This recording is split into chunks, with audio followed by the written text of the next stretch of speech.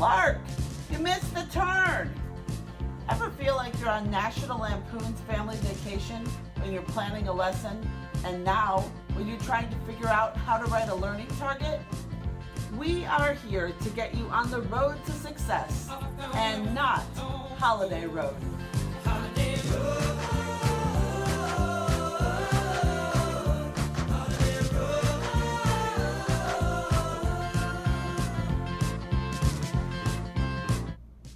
Our goal is to provide you with a roadmap for creating learning targets based on the Florida standards. Buckle up and enjoy the ride.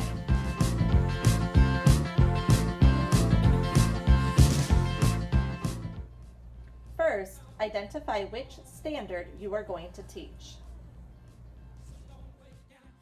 It's important to keep in mind that you are not necessarily teaching the entire standard in one lesson. The learning target can be a part of the standard.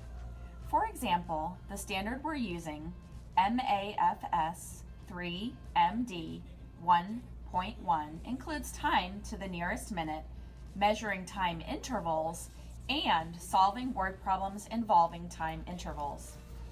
For this lesson, we're focusing on the tell and write time to the nearest minute part of the standard. The part of the standard you are teaching then becomes your I can. It's important to take the I can statement directly from the standard.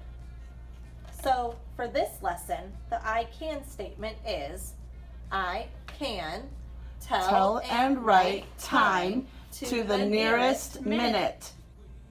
So, you've already determined the what of the lesson. Now it's time to explain the why. This gives your lesson purpose. WITI stands for why is this important? And this is what your students want to know.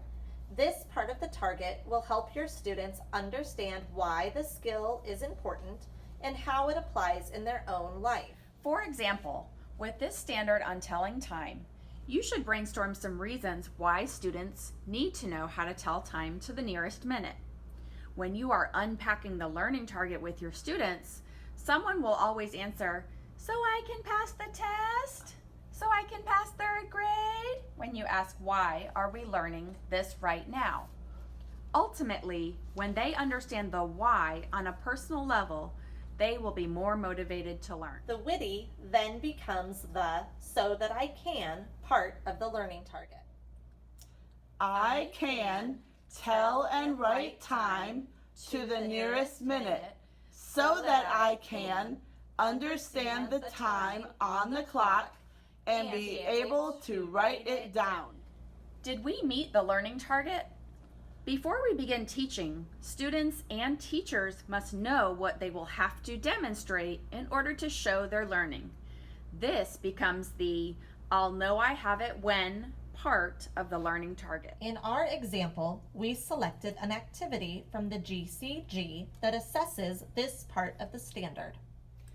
I can tell and write time to the nearest minute so that I can understand the time on the clock and be able to write it down.